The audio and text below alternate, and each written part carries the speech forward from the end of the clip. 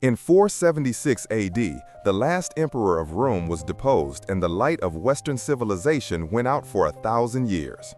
In 1991, the powerful Soviet Union, which promised to last forever, disappeared from the map overnight without firing a single shot.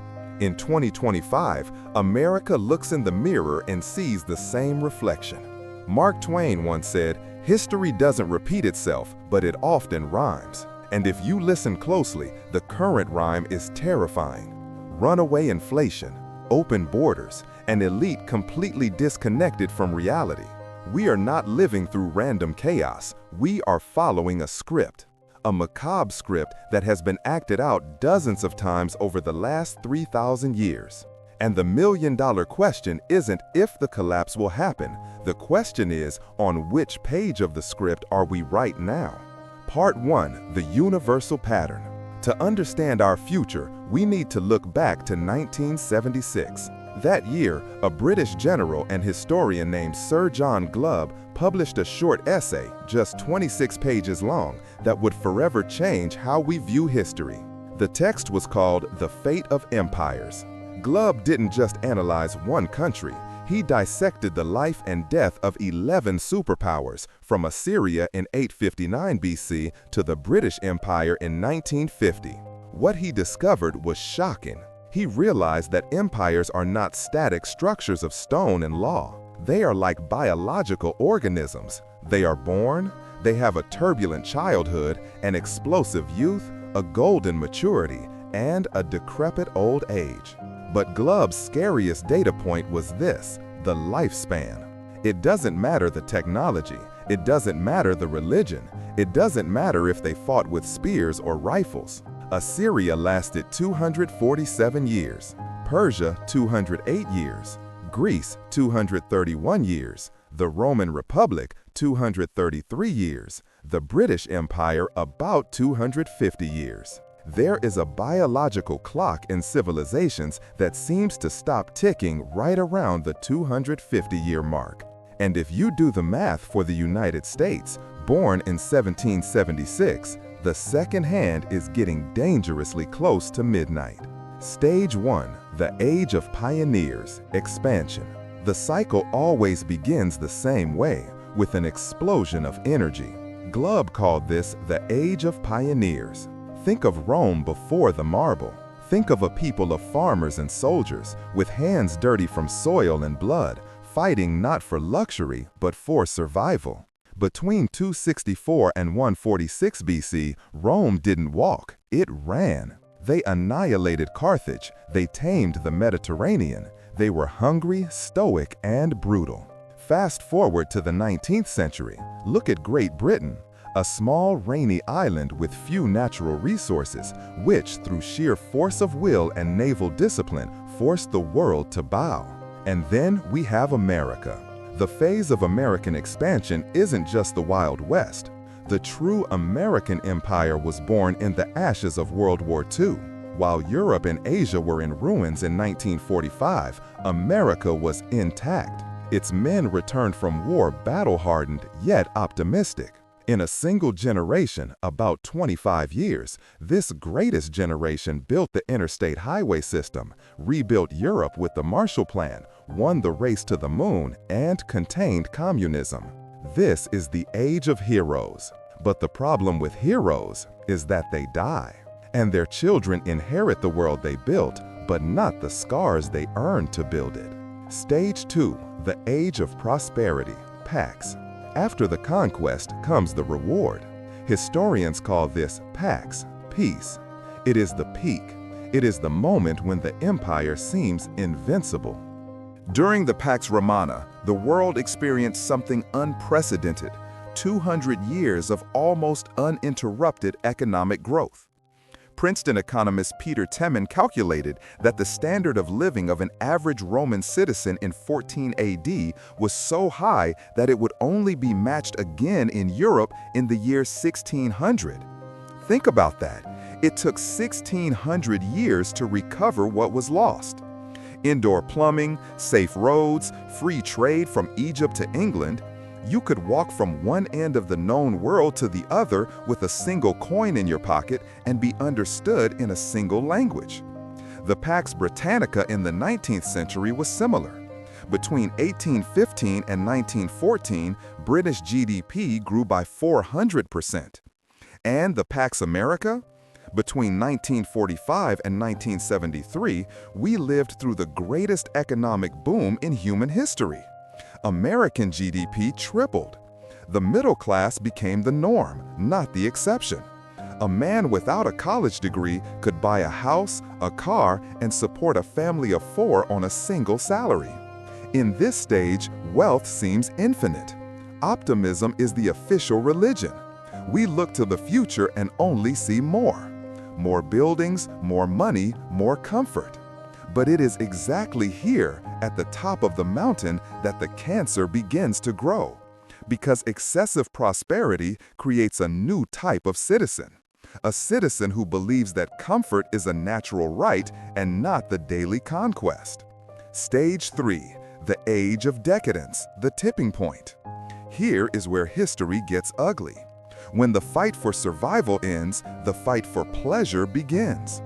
Glubb noted that in all empires, the stage of intellect and prosperity quickly rots into decadence. In Rome, this wasn't subtle. As money poured in from conquered provinces, the Roman elite lost their minds. We aren't just talking about parties. We are talking about emperors like Elagabalus, a teenager who ascended to the throne and shocked even the most liberal Romans. History tells us he served flamingo brains at his banquets, that he released toothless lions and leopards at his dinner parties just to watch the panic of his drunk guests.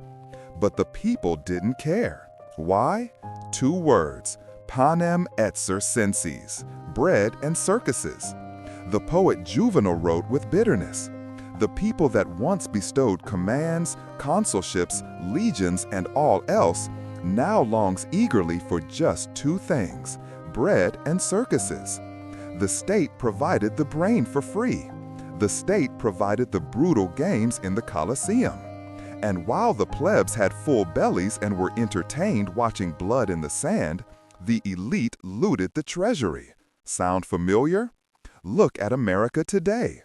Sociologist Charles Murray, in his book Coming Apart, documented the collapse of American virtues. In 1960, marriage was the bedrock of society. Today, it is a declining option. Religiosity, which kept communities together, plummeted from 90% to 65% in a few decades. We traded community for isolation. We traded purpose for dopamine. The Romans had the Colosseum. We have the algorithm. The technology has changed, but the goal is the same. Infinite distraction while the foundations of the house rot. Stage 4, military weakness. And when a society loses its moral fiber, the first thing that breaks is its sword. This is stage 4, military weakness. And it's not because money or technology is lacking, it's because people are lacking. In the 4th century, the Roman legions, once the terror of the world, were empty. Roman citizens, fat with prosperity and cynical about their own country, refused to serve. They preferred to cut off their own thumbs rather than be drafted. So what did Rome do? The unthinkable. They started hiring the barbarians themselves to defend the borders. They outsourced the security of the empire to the enemies of the empire. In the end, the men guarding the gates of Rome didn't speak Latin and weren't loyal to Rome. They were loyal to the paycheck. Now, look at the Pentagon reports from 2023. The U.S. Army failed to meet its recruitment goal by 15,000 soldiers. The Navy, the Air Force, everyone is struggling to find fit and willing young people. During World War II, 12% of the American population put on the uniform. Today, less than 0.5%. The disconnect is total. We have the most expensive aircraft carriers in history, the fastest jets, the most precise satellites. But as Rome discovered the hard way, technology doesn't win wars. Willpower wins wars. And when we saw the chaotic withdrawal from Afghanistan in 2021, men falling from planes, billions of dollars of equipment left behind for the enemy, the world saw what the barbarians saw in the 4th century. The giant is tired. The giant wants to sleep. Stage 5, fiscal collapse, the point of no return. But armies don't march on empty stomachs, and empires don't run without gold. This leads us to stage 5, the most dangerous and mathematical stage of all, fiscal collapse. Historically, all declining empires try to cheat economic reality in the same way, by devaluing their currency to pay for their luxuries and their wars. Rome did this by mixing copper into their gold. America does this by printing digits on a computer. Let's look at the cold numbers, because math has no political bias. In January 2025, the American national debt surpassed the unimaginable mark of $34 trillion. To put that in perspective, if you spent $1 million every single day since Jesus was born, you still wouldn't have spent even $1 trillion. America owes 34 times that. Economists will say, but the debt to GDP ratio has been high before in World War II. That is true. In 1945, we reached 119% of GDP. But there is a critical difference, a difference that changes everything. In 1945, the debt was incurred to save the world and expand industry. It was productive debt. And we were the factory of the planet. Today, the debt is at 123% of GDP, but we aren't building factories. We are financing consumption. We are taking out credit card loans just to pay the rent. The Congressional Budget Office now projects that the United States will spend over $1 trillion a year just to pay the interest on that debt. Think about that for a second. We spend more paying interest to bankers in foreign countries than we spend defending our own nation. We spend more on interest than on education. In their book, This Time is Different, economists Reinhart and Rogoff analyzed 800 years of financial data. Their conclusion is a death sentence. When a country's debt exceeds 90% of its GDP in a sustained way, economic growth stops. The engine seizes up. America is at 123. We crossed the red line and kept accelerating. We are living the illusion of wealth, bought with the money of our grandchildren, who will be born slaves to a debt they never signed up for. Stage 6, the disillusion of sovereignty, the Trojan horse. What happens when you have a nation that is indebted, morally confused, and militarily weak? You lose the only thing that defines a country, control over who is part of it. Welcome to Stage 6. History is clear. Nature abhors a vacuum. If a civilization loses the will to occupy and defend its own space, another people will come to occupy that space for it. It doesn't need to be a hostile operation with armies and flags like in the movies. It can be silent and gradual. In Rome, it started with Gothic tribes asking for refuge across the Danube River. They were fleeing the Huns. Rome, feeling magnanimous and needing cheap labor, let them in. But Rome didn't assimilate them. Rome didn't demand loyalty. And within a few decades, those refugees became the conquerors who sacked the city. Now, look at the southern border of the United States. Between 2021 and 2024, customs data shows that over 8 million people crossed the border illegally. That is larger than the population of 35 of the 50 American states. And those are just the ones we saw. The government estimates that over 600,000 gotaways, people who escaped completely, entered every year. Who are they? The vast majority might be people just seeking a better life, but another portion, we don't know, because we no longer had a border, just a line on a map. Douglas Murray, in his best-selling book, The Strange Death of Europe, documented this exact same phenomenon on the other side of the Atlantic. He saw how historic cities, Paris, London, Brussels, changed fundamentally in just one generation. not just in demographics, but in culture, in law, and order. A country isn't just a piece of land. It is a people. It is a shared culture. It is a common history. When you replace the people too fast, without assimilation, the nation ceases to exist. It becomes just a budget hotel where strangers live in separate rooms, suspicious of one another. Stage 7. The final collapse. The image we have from Hollywood about the end of the world is always explosive. Meteors, nuclear wars, fire and brimstone. But history teaches us that the end of a civilization is usually much more silent and much more pathetic. When Rome officially fell in 476 AD, there was no glorious final battle. There was no Independence Day speech. The last emperor, Romulus Augustulus, was just a boy. When the barbarian leader Odoacer entered the city, he simply told the boy to get off the throne. And the boy got off. No one fought. No one cared. The Roman people were so tired of taxes, so tired of corruption, so disconnected from their identity. The fall of the empire was met with a shrug. The giant didn't roar. He just sighed and died. Look at the Soviet Union. In 1980, it looked like an eternal monolith. In 1991, it evaporated. The system had been rotting from the inside for decades. The elite's lies didn't stick anymore. The economy was a sham.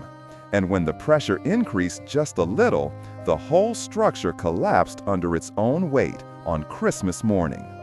America today exhibits all the terminal symptoms of the previous 6 stages. Expansion? Done. Peak? Past. Moral decadence? Visible in every area. Military weakness? Evident. Unpayable debt? Confirmed. The question is not if stage 7 will come. The question is, what will it look like? Will it be a slow and painful collapse like the British one, where the standard of living falls decade after decade until we become irrelevant? Or will it be fast, brutal, and sudden like the Soviet one? To answer that, we need to stop talking theory. We need to look at real cases. Let's open the history books and see exactly how the greatest giants of the past met their end. And you will realize that the details are terrifying. Part 2. Historical Case Studies. Rome, 753 BC to 476 AD. Rome didn't fall in a day. It took 300 years from the peak of power to the final collapse. In the year 180 AD, under Marcus Aurelius, Rome was at its peak. It controlled 5 million square kilometers and 70 million people. The empire stretched from Scotland to the Sahara, from the Atlantic to Mesopotamia. But Marcus Aurelius made a fatal mistake. He left his son Commodus as his successor. As historian Adrian Goldsworthy documents, Commodus was an incompetent hedonist who preferred fighting as a gladiator to governing. After his death in 192 AD, the empire entered the crisis of the 3rd century. Between 235 and 284 AD, there were 50 emperors, an average of 1 per year, barbarian invasions, 1,000% inflation, and a plague killing millions. British Empire, 1600–1950. In 1922, the British Empire covered 24% of the earth and governed 20% of humanity. The sun literally never set on the empire. But the World Wars destroyed Great Britain. World War I killed 886,000 Britons and decimated the elite. Debt skyrocketed from 26% to 127% of GDP. World War II was the final blow. Even though they won technically, Britain emerged financially broken, with a debt of 259% of GDP. The empire had to be liquidated to pay the bills. Soviet Union, 1922 to 1991. The Soviet Union collapsed in exactly 70 years, from 1922 to 1991. Not by external invasion, but by internal rot, economic stagnation, systemic corruption, loss of idealism, and a humiliating defeat in Afghanistan. Sound familiar? Part 3. The Graveyard of Empires. Maybe you are thinking, but America is different. We have technology, we have the dollar, we are special. That is a comforting thought. But it is dangerous. Because every great civilization lying in the graveyard of history thought exactly the same thing before it fell. To understand our fate in 2025, we don't need crystal balls. We just need to perform an autopsy on the bodies that came before us. Case study: Rome, death by 1,000 cuts. Let's start with the gold standard, Rome. Legend says Rome fell in 476. But the truth is that Rome died of a chronic financial disease long before the barbarians took charge. It all started with the money. In the time of Augustus, the denarius, the silver coin that was the dollar of the era, was 95% pure silver. It was sound money. But emperor after emperor, Rome started spending more than it collected. Parties, palaces, endless wars, and of course, bread and circuses to keep the people quiet. How did they pay for it? They didn't raise taxes. That would be unpopular. They cheated.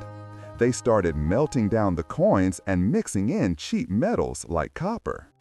Under Nero, the silver dropped to 90%. Under Trajan, 85%. By the time we get to the year 265 AD, the coin had only 5% silver. In the end, it was just a piece of bronze painted silver. The result? Hyperinflation that destroyed the Roman middle class. Prices skyrocketed 1,000%. The market economy collapsed and the empire went back to barter. When the barbarians finally kicked in the door centuries later, they found a hollow structure, bankrupt and demoralized. America abandoned the gold standard in 1971. Since then, the dollar has lost 98% of its purchasing power. History isn't just rhyming, it is screaming. Case study 2, the British Empire, the bankruptcy of victory.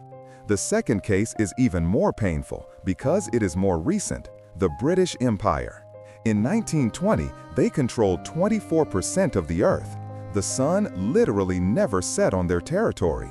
But Great Britain made the fatal mistake of getting involved in global wars it couldn't afford, led by a disconnected elite that viewed war as a noble sport.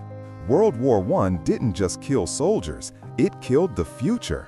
Almost 1 million Britons died, including the vast majority of their young, educated elite, the so-called lost generation. But the final blow was financial. To win the wars, Great Britain went into debt up to its eyeballs. Debt jumped from 26% of GDP to 259% after World War II. And here is the brutal lesson. You can win the war and lose the empire. Britain beat Germany, but the cost of victory was its own hegemony. In 1945, Britain was so broke it had to liquidate the empire just to pay its creditors, the main one being, ironically, the United States. Today, America is funding wars in Ukraine, in the Middle East, and preparing for Taiwan, while carrying a debt of $34 trillion. Are we walking toward the same bankrupt victory? Case study 3, the Soviet Union, the paper giant. And finally, the Soviet Union. This is the scariest example of speed. During the 1970s, the CIA believed the Soviet economy was growing. They looked strong. They had more nuclear missiles than America. They had grand military parades. But it was all a facade. It was what the Russians called a Potemkin village, a fake village made of cardboard to impress visitors. Inside, the system was rotten. Corruption was the only real currency. No one believed in the state ideology, not even the leaders of the state. They pretended to pay the workers, and the workers pretended to work. And then came their Vietnam, the invasion of Afghanistan in 1979. For 10 years, the powerful Soviet war machine tried to subjugate tribes in the mountains. They failed. They bled money, men, and morale. The defeat in Afghanistan exposed the Soviet lie. 2 years after the withdrawal, the entire empire evaporated. On December 25, the red flag came down from the Kremlin for the last time. There was no invasion. The system simply gave up existing. America just came out of a humiliating 20-year defeat in Afghanistan. Our debt is unpayable. Our political elite is a gerontocracy, just like the Soviets in the 80s. The facade is still standing, but the beams are rotten. Part 4. Final lessons. What comes next? So, what does history teach us with absolute certainty? It teaches us 3 hard lessons. Lesson 1. This time is different are the 4 most expensive and stupid words in history. Whenever a leader says that the old rules of economics, borders, or morality don't apply anymore because we evolved, run. The collapse is in sight.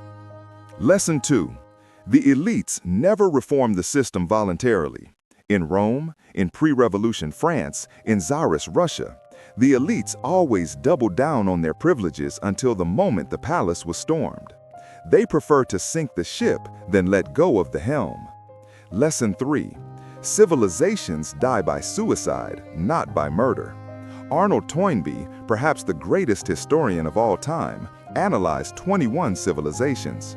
He concluded that great nations are not conquered from the outside until they have destroyed themselves from the inside. Conclusion: Rome fell, Byzantium fell, the British Empire fell, the Soviet Union fell. America is in stage 5, rapidly entering stage 6. The math of the debt is irreversible. Demographics have already changed the nation's destiny. Cultural decay is celebrated on every screen. The 250-year cycle is almost complete. The clock is striking midnight. But knowing this isn't a reason for despair. It is a reason for preparation. Because while empires die, individuals survive. Families survive. Those who understand the pattern can prepare for the storm instead of being swept away by it. The American collapse won't be the end of the world, but it will be the end of the world as we know it.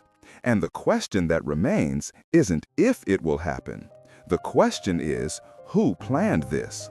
Who benefits from the end of America? Is there a group of architects behind this controlled demolition? In the next video, we will stop diagnosing the problem and focus on strategy. Where is the smart money fleeing to right now?